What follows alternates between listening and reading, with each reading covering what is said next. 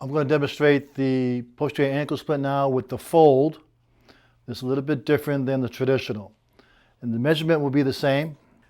To determine your width, you want to take a 4-inch elastic bandage, place it right in the middle of the arch. If you see a 1/4 to 1/2 inch on both sides, 4 inch will be fine.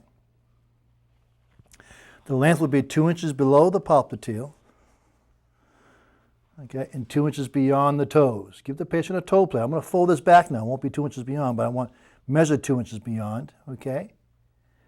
Take that measurement, pull out your desired length from the end of the fold. Even though it's pushed back in, remember, this is where you last cut it, providing this is soft. Get your measurement.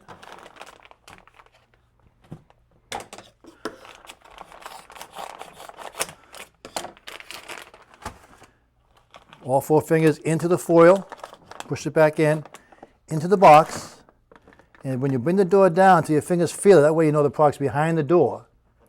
Okay, and then close it, make sure this red line is gone, reseal.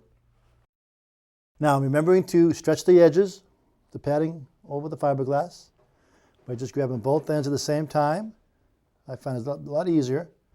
Stretch once and twice. Now, not forgetting to, this is double-faced tape. If you wanted to open it up, you can always cut that off too.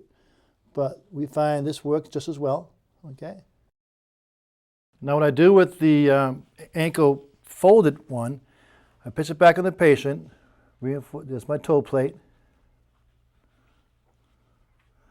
Okay, now right here in the bottom of the heel, I make a little pinch. I just pinch the right here in the bottom of the heel here. Now you can mark that with a pen, if you like.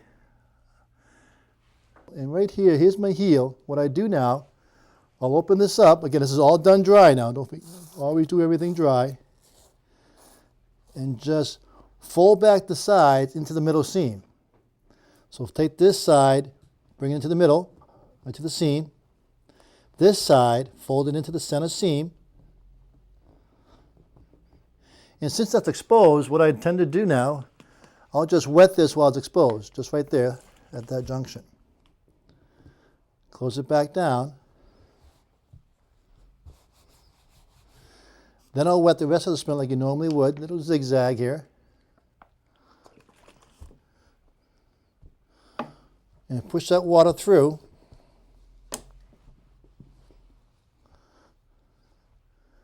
And then roll it in the towel. And again, remembering to use the towel because that does remove a lot of the excess moisture from the padding. So it goes on fairly dry to your patient. Now, when you do this technique, you know, when you fold it in, and with all that movement around, you want to make sure this doesn't slide apart, which it did. Just bring it back to the center seam. Okay, so you have that hourglass shape. Okay, and now, when you apply it on the patient, this side goes away from the patient. So this side goes to the patient, the smooth side. Place it back on the patient. Reinforce that toe plate now. Now don't worry about this being up here. Let that drop. Start your bandage first. That's half the problem. Okay. Lock it in.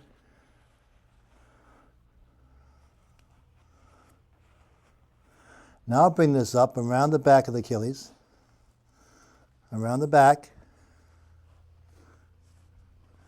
Now see, there's nothing here but padding. That's only padding now. No fiberglass at all. Okay, but this side here I'm just going to fold the padding anyway. Keep it smooth and comfortable. I'm just folding padding, okay? Just padding only. And now I have 14 layers right there at the stress point. And that's only padding. And now walk it up the leg. It will take 2 bandages to do this.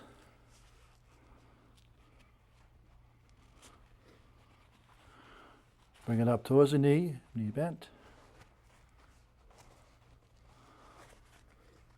You really want to try to keep the patient's knee bent. Okay, that brings the foot up to 90.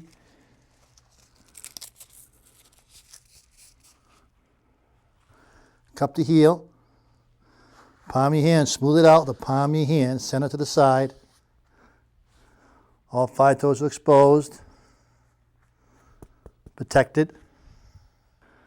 And you can do a taping technique, again, to reinforce the heel, right, the plantar pad, metatarsal heads.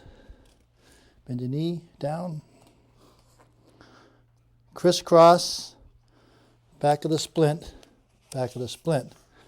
Take it here in the middle and twist it. That brings the patient up to 90. Take a smaller piece here and just twist it.